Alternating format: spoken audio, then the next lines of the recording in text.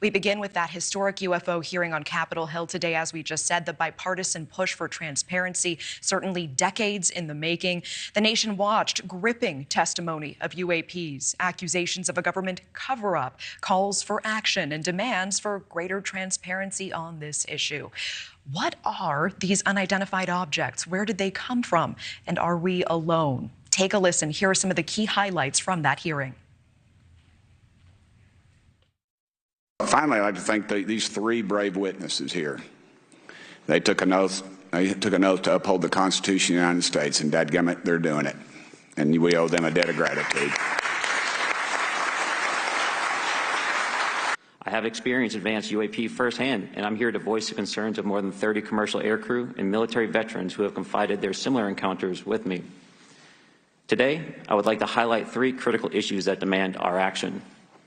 As we convene here, UAP are in our airspace, but they are grossly underreported. These sightings are not rare or isolated, they are routine. Military aircrew and commercial pilots, trained observers whose lives depend on accurate identification, are frequently witnessing these phenomena. The stigma attached to UAP is real and powerful and challenges national security. It silences commercial pilots who fear professional repercussions, discourages witnesses, and is only compounded by recent government claims questioning the credibility of eyewitness testimony. Parts of our government are aware of more about UAP than they let on, but excessive classification practices keep crucial information hidden. Since 2021, all UAP videos are classified as secret or above. This level of secrecy not only impedes our understanding, but fuels speculation and mistrust. In 2014, I was an F-18 Foxtrot pilot in the Navy Fighter Attack Squadron 11, the Red Rippers, and I was stationed at NAS Oceana in Virginia Beach. After upgrades were made to our jet's radar systems, we began detecting unknown objects operating in our airspace. At first, we assumed they were radar errors, but soon we began to correlate the radar tracks with multiple onboard sensors, including infrared systems, eventually through visual ID. During a training mission in Warning Area Whiskey 72, 10 miles off the coast of Virginia Beach, two F-18 Super Hornets were split by a UAP. The object, described as a dark gray or a black cube inside of a clear sphere, came within 50 feet of the lead aircraft and was estimated to be 5 to 15 feet in diameter. The mission commander terminated the flight immediately and returned to base. Our squadron submitted a safety report, but there was no official acknowledgement of the incident and no further mechanism to report the sightings. Soon, these encounters became so frequent that aircrew would discuss the risk of UAP as part of their regular pre-flight briefs.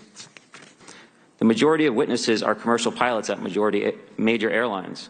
Often, they are veterans with decades of flying experience.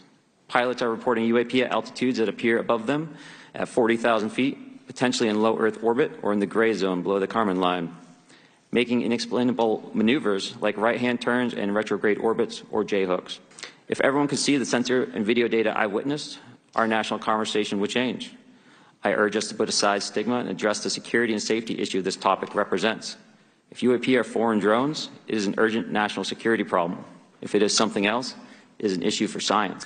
I was informed in the course of my official duties of a multi-decade UAP crash retrieval and reverse engineering program, to which I was denied access to those additional read-ons when I requested it. I made the decision, based on the data I collected, to report this information to my superiors and multiple inspectors general, and in effect becoming a whistleblower. As you know, I've suffered retaliation for my decision, but I am hopeful that my actions will ultimately lead to a positive outcome of increased transparency. The controller told us that these objects had been observed for over 2 weeks, coming down from over 80,000 feet, rapidly descending to 20,000 feet, hanging out for hours, and then going straight back up. For those who don't realize, above 80,000 feet is space. We arrived at the location at approximately 20,000 feet, and the controller called merge plot, which means that our radar blip was now in the same resolution cell as the contact. As we looked around, we noticed that we saw some whitewater off our right side. It's important to note that the weather on this day was as close to perfect as you could ask for off the coast of San Diego. Clear skies, light winds, calm seas, no whitecaps from waves. So the whitewater stood out in a large blue ocean. All four of us, because we were in F-18Fs, so we had pilots and Wizzo in the back seat, looked down a saw a white tic-tac object with a longitudinal axis pointing north-south and moving very abruptly over the water like a ping-pong ball. There were no rotors, no rotor wash, or any sign of visible control surfaces like wings. As we started clockwise towards the object, my Wizzo and I decided to go down and take a closer look with the other aircraft staying in high cover to observe both us and the Tic Tac. We proceeded around the circle about 90 degrees from the start of our descent, and the object suddenly shifted its longitudinal axis, aligned it with my aircraft, and began to climb. We continued down another 270 degrees, nose low, where the Tic Tac, or we consumed 270 degrees to where, and we went nose low to where the Tic Tac would have been. Our altitude at this point was about 15,000 feet, and the Tic Tac was about 12,000. As we pulled nose onto the object, within about a half mile of it, it rapidly accelerated in front of us and disappeared. Our wingmen, roughly 8,000 feet above us, lost contact also. We immediately turned back to see where the whitewater was at, and it was gone also. So as we started to turn back towards the east, the controller came up and said, "Sir, you're not going to believe this, but that thing is at your cap point, roughly 60 miles away in less than a minute." You can calculate the speed.